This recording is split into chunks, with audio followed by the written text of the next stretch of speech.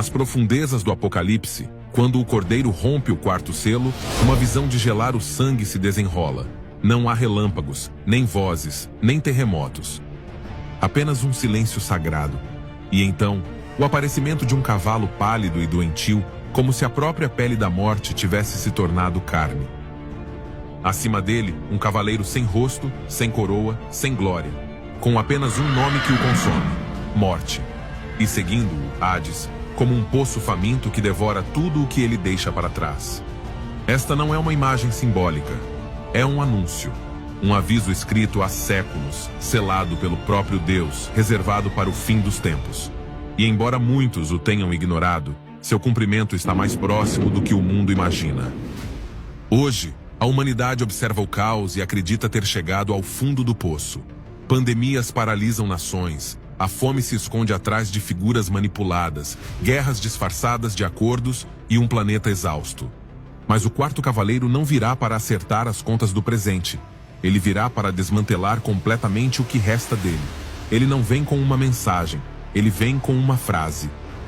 Ele receberá poder para atingir a terra, não com uma catástrofe, mas com todas elas juntas: espada, fome, pestilência, feras e morte indomável. Nenhum canto ficará intocado. Não haverá trégua.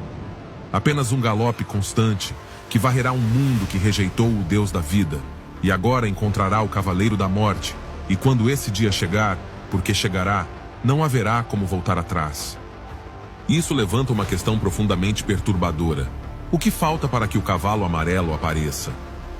As guerras e crises no Oriente Médio estão prenunciando sua chegada, e quando ele chegar, os cristãos também terão que enfrentar o caos que esse cavaleiro trará. Caro ouvinte, se você tem curiosidade sobre o fim dos tempos, e especialmente sobre o cavalo amarelo do Apocalipse, convido você a assistir a este vídeo. O que você descobrir vai abalar sua alma. Antes de continuar, diga-nos: você acha que a igreja passará pela grande tribulação? Deixe sua opinião nos comentários. Queremos saber sua opinião. Vamos começar.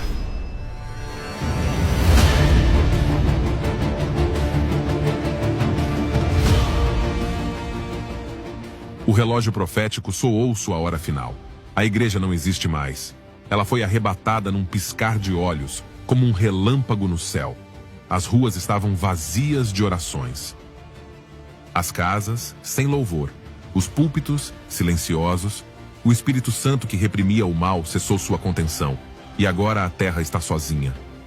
O que foi predito durante séculos, o que os profetas viram em visões distantes, o que Cristo alertou no Monte das Oliveiras, começou. A paciência de Deus chegou ao seu limite. Sua justiça, contida pelo amor, agora se derrama sem restrições. Um livro selado foi levado pelo Cordeiro. Um pergaminho celestial contendo os decretos finais de Deus para a humanidade.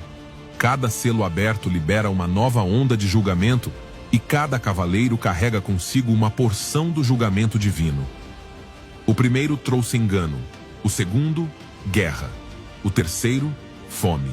Mas agora, o quarto selo se abre, e o que emerge é a face final do julgamento, a morte cavalgando sobre a terra. Não é poesia, não é alegoria, é profecia, e está mais perto do que imaginamos. O céu escurece, as vozes celestiais silenciam. João observa com o espírito trêmulo o Cordeiro abrir o quarto selo. Não há mais espaço para interpretações superficiais. O que você vê agora não é uma figura de poder, nem um símbolo de autoridade política. É uma sombra, e sua cor diz muito. Vamos ler Apocalipse capítulo 6, versículos 7 e 8. Quando abriu o quarto selo, ouvi a voz do quarto ser vivente dizer: vem e vê. Olhei, e eis um cavalo amarelo. Seu cavaleiro chamava-se Morte, e Hades o seguia. Foi-lhes dado poder sobre um quarto da terra para matar pela espada, pela fome, pela peste e pelas feras da terra. Quando o apóstolo João olhou para cima e viu o quarto selo sendo aberto, o que ele viu foi uma visão que abalou seu espírito. Não era um cavalo majestoso ou um corcel real. Era uma criatura espectral, magra, de andar lento e inglória. E o que mais chamou a atenção deles foi sua cor: cloros. É assim que está registrado no texto grego. Não era um amarelo brilhante nem um verde vivo. Era um tom doentio, pálido e decadente, uma cor que o mundo antigo associava diretamente à morte. Médicos contemporâneos como Hipócrates e Galeno usavam esse termo para descrever a pele de pacientes terminais. Era a cor do rosto de uma pessoa acometida por febre, veneno ou lepra. Não era uma cor decorativa, mas a linguagem do corpo moribundo.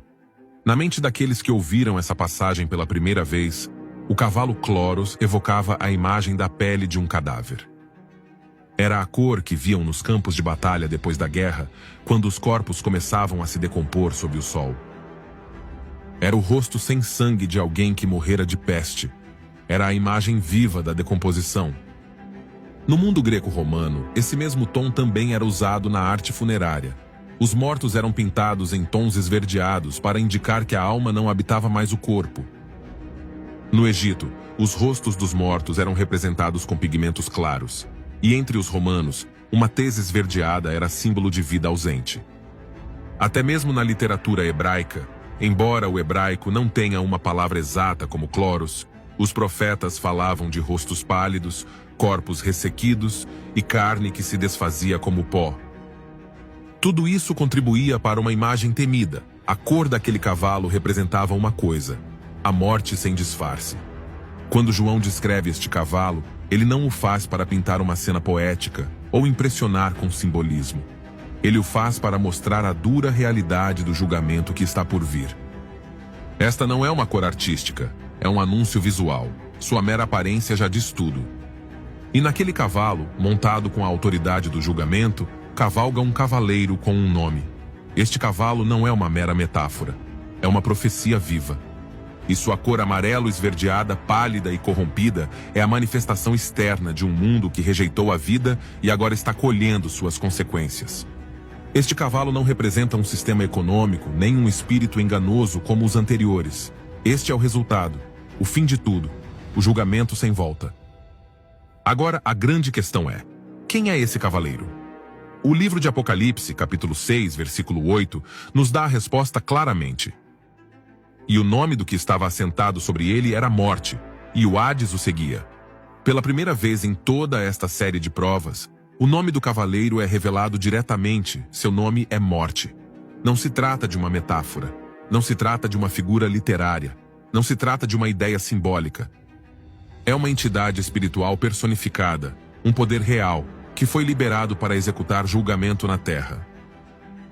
Nas Escrituras, a morte não é vista como um processo natural, mas como uma força inimiga da vida. O apóstolo Paulo declara isso em sua primeira carta aos Coríntios, capítulo 15, versículo 26.